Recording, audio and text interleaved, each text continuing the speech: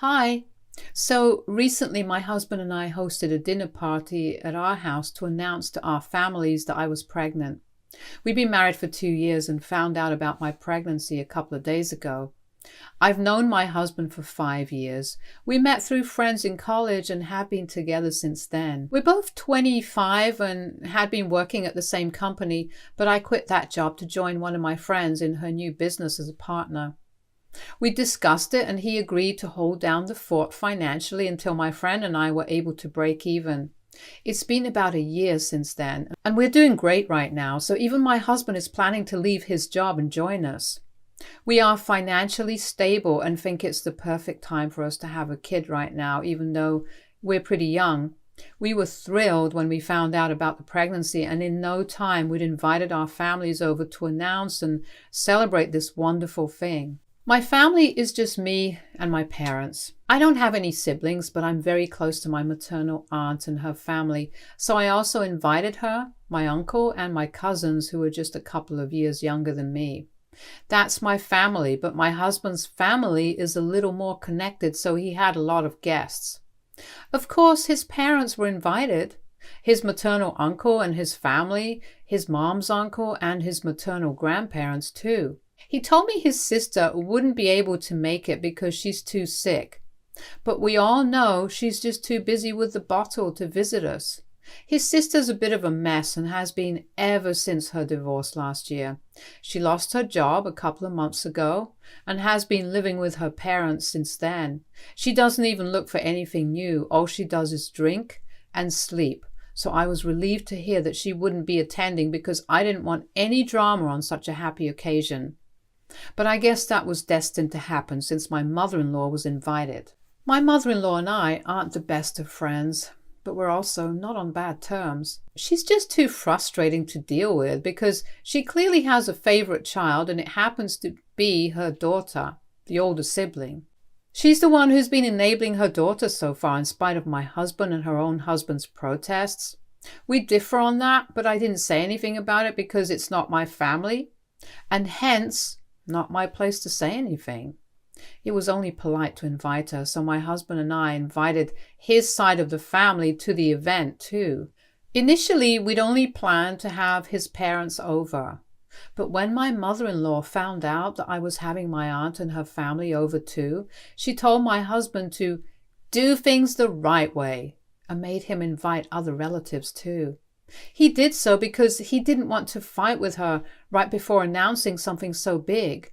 But that meant we wouldn't have the intimate celebration we'd wanted. I was a bit miffed about it, but didn't say anything about it because, like my husband, I didn't want to kick up a fuss right before the announcement of something so happy and ruin the happy vibe with awkwardness. So we called everyone over and it was all going so well too until after the announcement. We told everybody just before lunch was served and everyone was so thrilled for us. I got a lot of congratulatory hugs and pats on the back, as did my husband. But my mother-in-law didn't even get up from her place to congratulate us and just sat there with a weird smile on her face. We didn't know what that meant, but we didn't care because this was a happy moment for us and we wanted to keep it that way. Then we served lunch after the announcement. Everybody loved the food that my husband and I had made, and we got a lot of compliments from everyone except my mother-in-law again, who was quiet all of a sudden. Afterwards, everyone was just sitting around and chatting normally when my mother-in-law suddenly piped up and asked me if we were financially ready to have the baby because they're really expensive and we should think about the finances too before we rush into anything. That was weird and awkward, but I handled that well, I think. I told her that the business that I'd started with my friend had been doing well and our income was enough to be able to support ourselves and a new baby. My husband made some jokes and we moved on, avoiding the awkward topic. But she wasn't done just yet. She then went on to ask me exactly how much I earned per month, and that caught me off guard. I'm not one to shy away from discussing finances when it comes to it, but this was neither the time nor the place to be discussing stuff like this, and I didn't know why she kept bringing that up. I told her that I wasn't comfortable discussing my finances in front of the entire family, and that if she was really that concerned, then we could speak in private after that. So then she brought up something totally irrelevant that had happened a couple of weeks back and put me on the spot. 3 weeks ago, my mother-in-law called me up out of the blue while my husband was out with his friends. She doesn't usually call me unless it's to ask about my husband, but that day she told me she wanted to vent a little, and I agreed to let her because I thought it would be a good bonding opportunity for us. She went on and on about her deadbeat daughter and how much of a struggle it had become for her to take care of an adult without any financial help from her. She complained about her daughter and her drinking problem, the fact that she wasn't even trying to find a job and was relying on her parents for a home and food, and when she was almost 30 now. Then she complained about how this was eating into her and her husband's savings, and she couldn't go on like this anymore. I sympathized with her and told her I understood where she was coming from. But after some time, she abruptly ended the call and told me that she needed to go, then just hung up without even saying goodbye. I thought it was weird, but didn't think much of it and forgot about it after a while. At the party, she brought it up again and asked me that the day she'd called me, I hadn't even offered to help her with money for her daughter, even though I was financially stable and could very well afford to help her out. She totally put me on the spot, and I had nothing to say to her. Neither did my husband, because he was just as flabbergasted. She said something about how we should put family first and that I should have told my husband and we should have offered to help my sister-in-law, then went on to ask if we'd be helping out now. I was going to say that I was sorry that I didn't, but before I could, my father-in-law got up from the couch and really angrily asked her when exactly she'd stopped scamming all our relatives, using their daughter as an excuse. Everyone was quiet because my father-in-law was a man who rarely ever lost his temper. So if he was yelling, that meant something had happened. We were all shocked and confused, but it all became clear after my mother-in-law stormed out. Right after my father-in-law asked her that question, she snapped at him and told him that she wasn't going to tolerate this disrespect from him and walked out of the house, but he stayed back and explained everything to us. So apparently my mother-in-law had been calling up a bunch of people and complaining about her own daughter and their alleged financial situation like she'd done with me, but unlike me, most people fell for her act and sent her money to help out.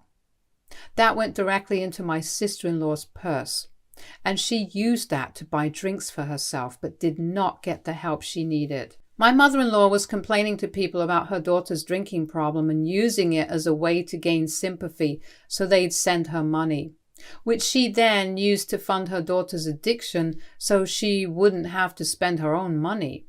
And she didn't want to force her daughter to get a job, so this was the only way she could enable her daughter without putting her own money at risk.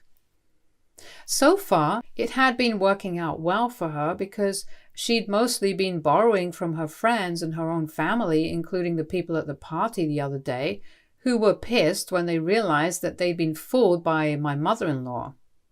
But then she tried to pull the same crap with her husband's sister. And she didn't fall for it because she knew really well how my mother-in-law had been supporting her daughter's behavior. She called my father-in-law right after the phone call with my mother-in-law and told him all about how she'd been trying to manipulate her into sending her money. When my father-in-law confronted my mother-in-law about it 3 days before the dinner, they got into a really bad argument about it. My father-in-law thought it was disgusting and humiliating that she was going to such lengths and sort of begging her friends and family to send her money just so she could continue to support their daughter's addiction. And this was kind of a scam because it wasn't as if my in-laws were poor or struggling with money.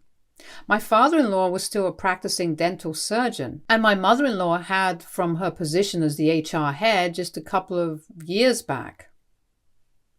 They had enough savings to even send their daughter to a really good rehab facility, which we all know is quite expensive. But instead of that, My mother-in-law was scamming people to save her own money, but still supporting her daughter's terrible drinking habits. They hadn't been speaking for the days leading up to the party, but had decided that they'd pretend everything was okay just for our sake. Unfortunately, that didn't work out for them because my mother-in-law was right back to her guilt-tripping ways, and my father-in-law couldn't stand the way she was behaving. He apologized to all of us for ruining the day and left shortly after that, as did everyone else. Then it was just me and my husband, and he was seething that his mother had been doing this behind our backs. I was glad that I hadn't picked up on what she was hinting at over the phone back when she'd called me, because obviously if I'd offered to send her money to help her out, then that would have just been used to fund my sister-in-law's addiction, and that'd be a total waste of money. My husband and I were both a little upset that the party had ended so badly, but nevertheless we decided that we'd end the day on a good note and got a tub of vanilla ice cream for us. We put on a movie and watched that while having ice cream. At around 10, he left the room to go brush his teeth before bed, but I still wasn't done with my ice cream. I'd taken a second helping, and I'm one of those people who wait for it to melt a little before I dig in. I was waiting in the living room when I heard a knock at the door, and when I opened it, I saw my mother-in-law standing outside looking furious. The second I opened the door, she started screaming at me and told me that I was the reason her marriage had come unraveled today, and that her husband of more than 3 decades had now moved out and was going to file for divorce from her. And for some reason, I was the one she decided to blame for all of this. My husband was still in the washroom, and because it's a little further inside the house, he couldn't hear his mom yelling at the front door, so he didn't come out to check either. I was trying to explain to my mother-in-law that whatever happened had nothing to do with me. I didn't even say anything that day and was even about to apologize to her before her husband interrupted me. I tried to reason with her, but she wasn't ready to even hear me out, and instead decided to say that she wished something terrible would happen to my baby, and maybe then I'd understand what she'd been going through as a mom. I couldn't take that, and I don't know what came over me, but I totally lost it. I didn't have anything in my hands except for the bowl of ice cream, so that's what I threw right at her face. It had mostly melted by then, so it was a bunch of liquid ice cream that went onto her face and the front of her dress. I had enough self-control not to throw the bowl because that would have seriously injured her, and she probably would have sued me for that. I regretted it almost instantly because she started screaming like she'd been shot when I threw the ice cream at her, and my husband came rushing to check out what had happened. He brought his mother in and offered her a wet towel and wipes to clean herself up, and I helped him out to find those, even though his mom was screaming the worst cuss words she could think of, which I think was a bit of an overreaction. After she'd calmed down a bit, she told me to go to hell, booked a cab, and then went away. I was able to explain what had happened only after my mother-in-law had left, and my husband had actually found the incident pretty hilarious. He said that his mom totally deserved it and that I shouldn't even have bothered to help her afterward because she definitely didn't deserve that. He said that whatever his mother had said about our unborn child was really cruel, and me throwing my ice cream at her was probably underreaction, and any other more hormonal woman would have probably thrown the whole bowl at her or something, so she was lucky that it didn't happen to her. He's taking this lightly, but I don't know how I feel about it. I'm not a person who loses control like this, and I feel terrible about what I did to her. I spoke to my parents about it too, and they said that while they don't support what she said, it would have also been very dangerous for me if I'd accidentally thrown the bowl at her because that would have hurt her really badly. I don't know if I should apologize to her or not right now, or if I overreacted. AITA for throwing ice cream in my mother-in-law's face after she said she wished something terrible would happen to my baby. Update 1. Hey everyone, thanks for the comments on my original post. It's been a week since the incident took place and I was almost going to apologize to my mother-in-law in spite of everyone's comments. But I'm glad she proved to me that she deserved every bit of what had happened to her. I was going to apologize to her today, but she sent me a video message really late at night yesterday of her and her daughter cursing me out. Both of them were completely drunk, which was evident from the way they were behaving. Also, the things they were saying were really vile and disgusting, and I don't even want to repeat what they were wishing upon me and my family in that video, including my baby, who hadn't even been born yet. They were stooping down to levels that weren't even there, and for your sake and my own, I don't want to repeat what they said here. But just know that they were disgusting things. My husband almost reported them to the police, but I told him not to because it just wouldn't be worth it and would only escalate the drama and the problems. I was already a pregnant working woman. I couldn't handle any more on my plate than whatever I already had to deal with.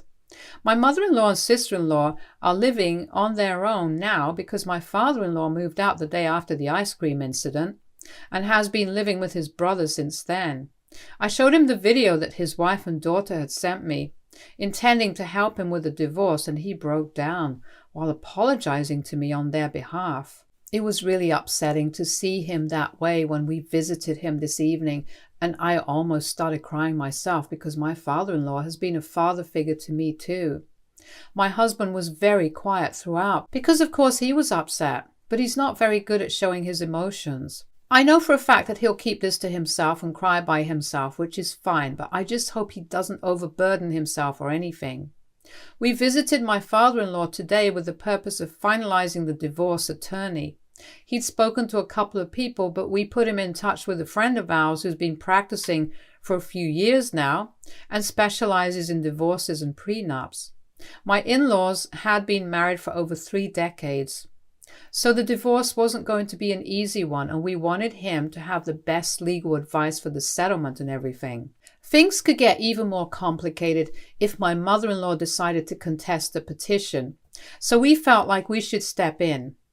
I'm happy to help him because with the kind of wife and daughter he has, he should have all the help he needs. Update 2. Hi everyone. My father-in-law filed for divorce last week, and this week my mother-in-law has pulled out all the stops in her attempts to stop him from leaving. She's gone to his brother's house where he's still living and has tried to fight and argue her way out into winning him back. Don't ask me why she thought that would work, especially if she's trying to win him back. She even reached out to me and apologized because she thought that that would somehow help her case, but it didn't. I told her that I forgive her, but I don't want to speak to her, and I definitely cannot help her in sorting things out with her husband. He's his own person, and his decision to leave her had not been influenced by me. So there was no point in trying to make me fix something. I wasn't a part of this, so I couldn't help them, and I can't believe I had to explain that to her a second time. She's been hysterical and has apologized to pretty much her entire family by now.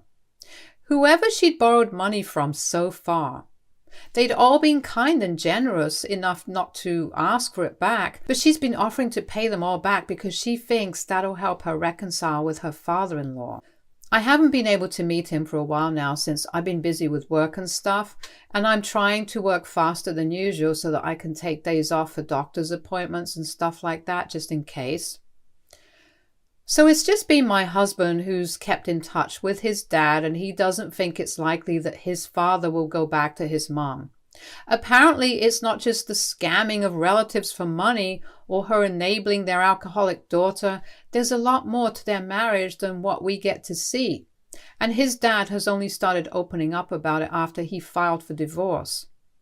Now that I know what I do know about my mother-in-law, I honestly can't believe my father-in-law even stayed with her for so long, because that is one messed up woman. She's had a history of being dishonest when it comes to money, and had a low debt racked up over the years that she'd kept a secret from my father-in-law in the initial years of their marriage, but he'd found out about it somehow and had helped her pay off those debts. He'd made her promise that she'd be transparent about her finances then on, and she'd agreed to that. They weren't as well off back then, so at least she had an excuse to borrow money, but now she didn't even have that. She was just being stingy and dishonest. Besides that, there was also her terrible behavior in general and how she'd always taken her husband for granted. Even at this age, she refused to hire a maid to do the housework and would say that they'd split the household chores between the two of them, but most days she'd say that she wasn't feeling up to it, and my father-in-law would end up having to do most of the chores, which made his arthritis even worse. She didn't speak to him nicely. She insisted that they continue to infantilize their grown daughter and support her alcoholism instead of just sending her to a good rehabilitation center and doing everything that my father-in-law asked her not to do. So there was no other way he could deal with this situation now, and he just had to end this marriage before he wasted more of his life with this woman. My father-in-law said that he's had enough and wants his own life separate from her now, and I say, good for him. Update 3. Hey people, I haven't had the opportunity to come online on Reddit for the last couple of weeks because of work and hospital visits. I had a health scare a few weeks ago because my blood sugar had fallen low. I've been in and out of the hospital for the last couple of weeks because I was afraid that this would lead to complications in the pregnancy, but thankfully my doctor told me I had nothing to worry about. I'd just been a little too paranoid and had completely switched up my diet, which is what led to the blood sugar fall.